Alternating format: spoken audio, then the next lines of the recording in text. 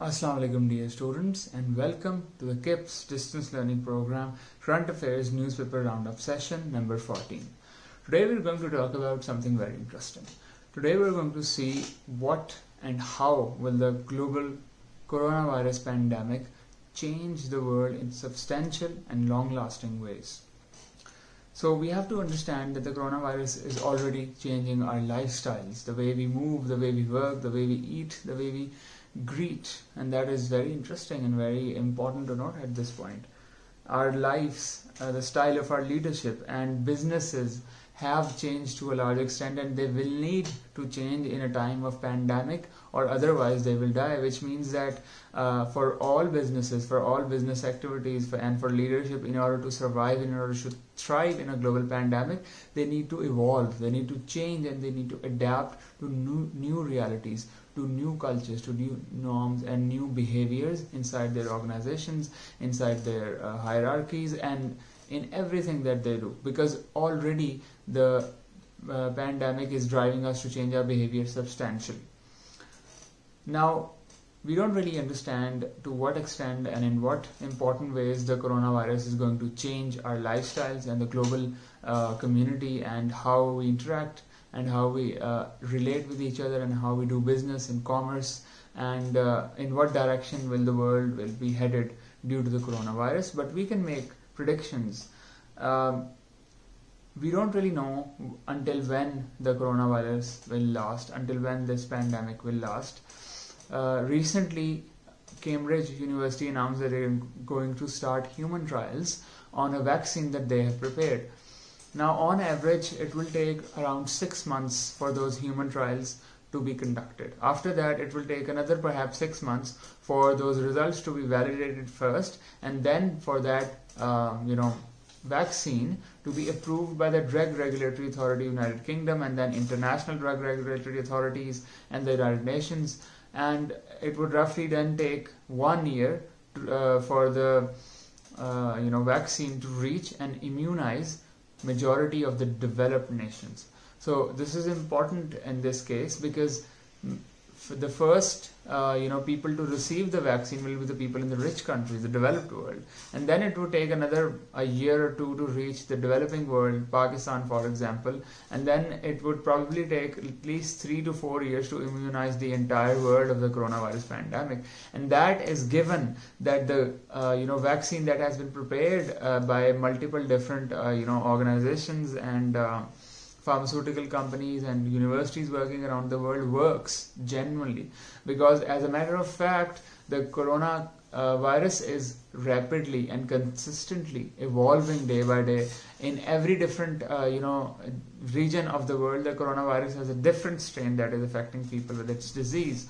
So we are not really sure whether the vaccine that will be created by these organizations will apply to everyone all around the world, and we would be able to immunize the entire world from it and remove this threat to humankind once and for all, the way the World Health Organization did in the 60s with the smallpox. The smallpox was eradicated from the world due to very ambitious and successful global immunization efforts carried out by World Health Organization. Now, one of the primary reasons for that was also because the smallpox only came in one strain and did not much evolve, which is why we were able to deal with it.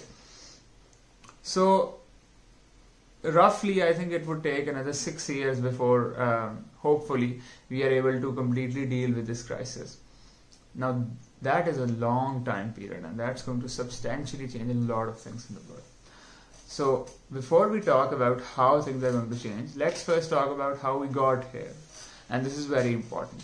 Ever since the 2008 global economic crisis, financial crisis, the world has experienced unprecedented explosive growth over the last 11 years, historically low unemployment rates, and that does not only apply to the developed world, that applies to the developing world as well, where the poorest countries were coming out of their poverty, global poverty was reducing, global hunger was reducing, and substantial work was being done in all kinds of human welfare and progressive and socio-economic prosperity systems all around the world. And But obviously there were some problems that this global boom in business and commerce and trade and capitalism and globalization had. First of all, obviously the obvious backlash was the very rapidly rising global wealth inequality. So for example, in 2019 the NGO based out of Germany, Oxfam, actually out of Britain, Oxfam, released a report in the 2019 World Economic Forum held in February in Davos, that the 1% richest people of the world control more than 50% of the population, and more than 84% of the profits made and the wealth created in the last 20 years went to these 1% of the individuals, whereas the rest of the people, the working classes, did not have a substantial increase in their wages over the last 20 years. So that was a very alarming situation. Second of all, we obviously had the climate change crisis, which was rapidly evolving, still is rapidly evolving, and natural disasters and very catastrophic, extreme weather events were becoming more common. They were dealing more and more economic and damage to lives all around the world. And then obviously the Muslim world in particular was completely struck with a range and a number and an entire series of conflicts all around the world, initiating by obviously the 2011 Arab Spring, as we discussed in the lecture before, and then culminating in the Syrian civil war and the rise of ISIS and the Yemeni civil war and the Rohingya crisis and the Kashmir crisis and the Libyan civil war and the Sudanese civil war. The Muslim world has been in tatters in the 2020s especially, and has seen substantial political and social instability and wars and civil wars and massive loss of human life and damage to infrastructure overall. And on another note, we also saw the rise of right-wing authoritarian regimes all around the world, from populist leaders such as populist right-wing nationalist leaders such as Trump to the Tayyip Erdogan of Turkey, to Vladimir Putin of Russia, to Modi of Bharat, RSS-inspired Bharat. And a couple of other authoritarian regimes have emerged around the world in very functional and in some cases liberal democracies, which have really questioned and put a threat on the functioning of democratic credentials all around the world. And lastly, we have also seen a rise in Islamophobia and white supremacism around the world, where Muslims are subjugated and they are discriminated against because of the basis of their religious identity. And moreover, white supremacist violent attacks against Muslims, such as the Christchurch attack in New Zealand, also are becoming more commonplace. So these are very important emerging problems in the world in the wake of global economic boom. So all of that, I believe, is now history, because a post-pandemic world is going to look substantially different from how the world was before 2020. So let's talk about 6 substantial ways in which we are to rethink ourselves, our economic model, our political model, and our social understanding, our societies, our culture, and how these rethinks will change the way that we live. So first of all, the obvious impact that the global coronavirus will have is on work. So the rapid digital revolution that was already taking place in the world is now going to go into the 5th gear. And we are going to invent new tools, new ways, and create new rules, new ecosystems and norms and cultural practices and behaviors to regulate the digital space, because much of our work is now going to shift onto the digital space, because it is quite clear that the coronavirus is here to stay for some time now, and quite necessarily the world simply cannot wait for that long for any economic activity to happen, because that would completely destroy economies around the world and create massive unemployment, because already we predict that more than 50 million people have lost their jobs globally. And if this keeps on happening, social upheavals and social instabilities will start to take root, which will lead to mass uprisings that might just topple governments or destabilize the entire global order if economic activity does not continue. So it must continue, but it will continue in a very substantially different way. And that is where a rapid and a dramatic change in our behaviors towards digital technologies must take place, where we must shift majority of our work onto the digital platform using the plethora of apps and softwares that are available for doing work online. It is hoped that this change in our work behaviors will be good, because that will put perhaps lesser pressure on people, because they will be working primarily from their homes, from the comfort of their homes, and they will not have to face the wrath of meetings over meetings and long commute routes, and the tension of traffic, and then all of the many stressful environments that work generally creates in the world, which is why work is going to become perhaps more let's say comforting, maybe.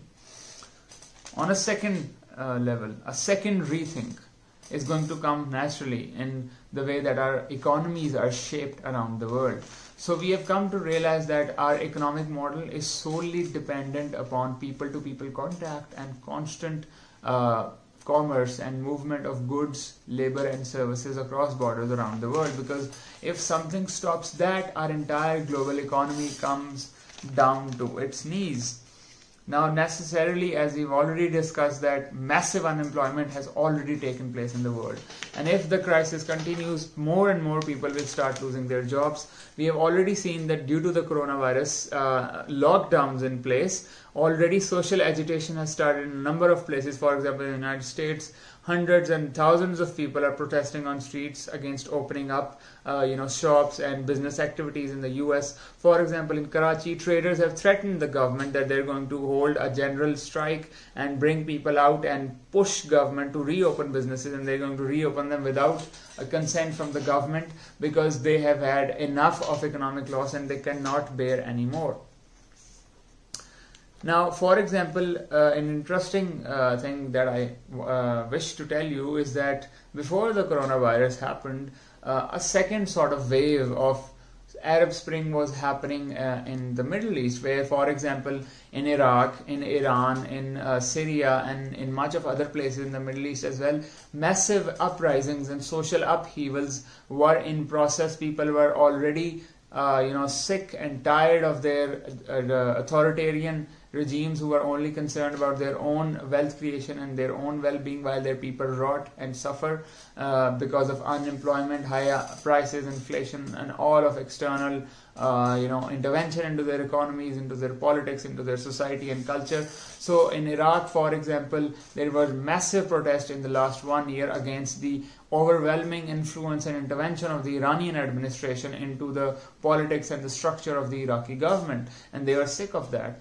But unfortunately, although this was to be a democratic move by the people to claim their rights and in order to secure their positions in their own countries, the coronavirus pandemic really blunt the momentum of the second Arab Spring. And perhaps social upheavals in the way of political change might become less frequent or less important, whereas social upheavals and instability and mass uprisings on the economic front will become much more profound in the coming days and months and perhaps even years. On a third level, obviously, there's going to be a rethink in leadership. Now, leadership as is becoming quite apparent due to the global pandemic is that leadership needs greater compassion. Leaders need to be more sympathetic towards their followers, towards the people that they work with, because anyone can get affected at any time. Even those leaders themselves realize that they can get affected. Recently, there was a scare that our Prime Minister Imran Khan might just have contracted the coronavirus. Thankfully, he did not. But a change in priorities of the leadership and greater state projects around the world and governments is definitely on the cards. Previously, where there was more talk of government deregulation of markets and government reduction in spending in the social sector, now increasingly there is going to be pressure from all quarters upon governments and states to spend more and more on public welfare, on public services, on social safety nets, and on the health sector. And quite necessarily for businesses and governments alike, health and safety is going to become the number one priority, which is a good thing. So, for example, in Pakistan, despite having a dismal and a non-operational healthcare system that is in a terrible shape, we were able to ramp up our nearly only 120 respirator capabilities to over 2,000 of ventilators, which is a good increase and improvement over just a few weeks. Similarly, around the world, health systems are becoming more robust and are gaining more and more government attention and investment, which is probably proved to be good for the common people from the working classes who cannot afford private health care. On a fourth level, and this is directly related to how we are coping with the coronavirus pandemic, how people are generally coping, and what kind of impact will the coronavirus pandemic and the ensuing lockdown will have on individual lives and family lives and collective lives.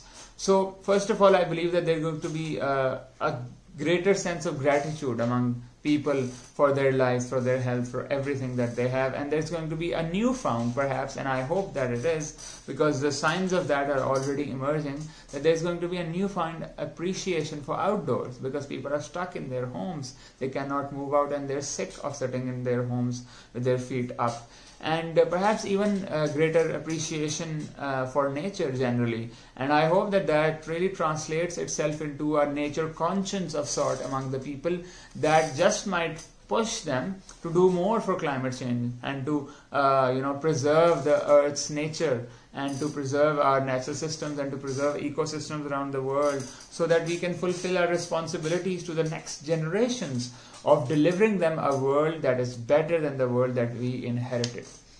Now, moreover, I think that there's going to be also a greater acceptance among the people of life's smaller and simpler players.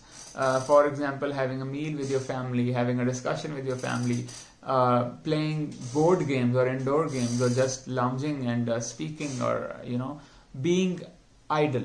Now, this is a very interesting essay written by Bertrand Russell nearly 100 years ago, in which he discusses and the essay is titled as In Praise of Idleness. And in that, he discusses that too much work is done around the world, and we do not need that much work. Perhaps we should learn to, sit back and relax from time to time in order to remain sane. Otherwise, we will become greedy and hungry animals, constantly looking for more and more material wealth, which is not quite necessarily good for our psychology and for our happiness.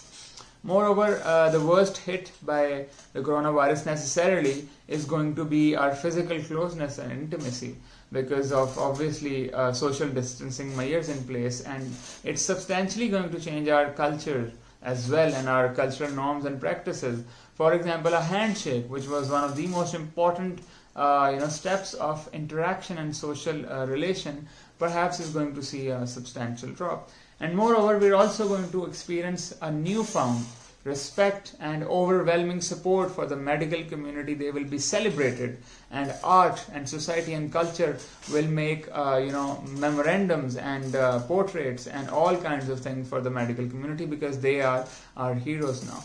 On a fifth level, I believe that the future of conflict is also going to change, because now the priorities are different in the world. Everyone is advocating for ceasefire and for helping vulnerable people escape from the coronavirus pandemic so that they are not caught in the webs. And for that, obviously, a ceasefire and a reduction in conflict and violence must be the first priority and the first point of integrity for everyone. And there are necessarily going to be some political changes happening around the world as well.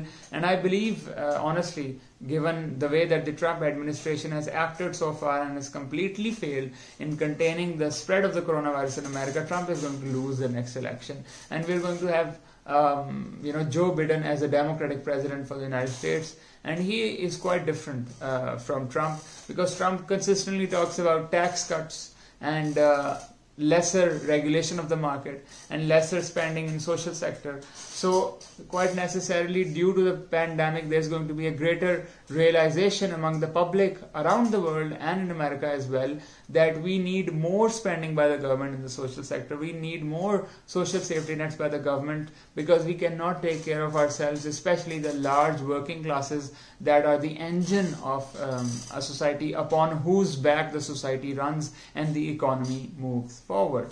And finally, on a sixth level, I believe there's going to be a rethink on our religious practices as well. For example, there's already a debate around the world whether during the Ramadan should we do Taraweeh prayers and have iftar and saris in mosques as we used to do. Well, many of the countries, including Saudi Arabia, Turkey and Iran, have in place measures to ensure that that does not happen, and they have outlawed it. Whereas in Pakistan, the government has been put under immense pressure in order to allow the religious community to carry on Taraweeh prayers and to carry on all sort of religious practices and things that we used to do during Ramzan in mosques, which is, I think, a big cause for concern, and that puts a lot of pressure on the government, because if that happens and the necessary SOPs and social distancing measures are not in place, people are going to be in huge danger. So I hope that better sense will prevail amongst our religious community, and they do not fear that just because people are sitting at home and not visiting mosque and their contributions have reduced, they are going to become irrelevant in Pakistani society and politics. That is not going to happen. As long as there are Muslims in Pakistan, the religious community will maintain its importance and influence over our religious measures, over our cultural norms, and over our politics and society in general. But right now, they are insisting upon this out of a fear rather than a concern for their own citizens, for their own followers. So let's hope that they can see better sense, and perhaps we can close down our mosques for the time being as well. An important question that I want you guys to write on, at least make an outline, is that critically analyze how a pandemic reshapes society and culture. With that, thank you very much for your patience. Hoping to see you again in the next video lecture. Take care of yourself, practice isolation, and keep away from others. Thank you, take care, Allah Hafiz.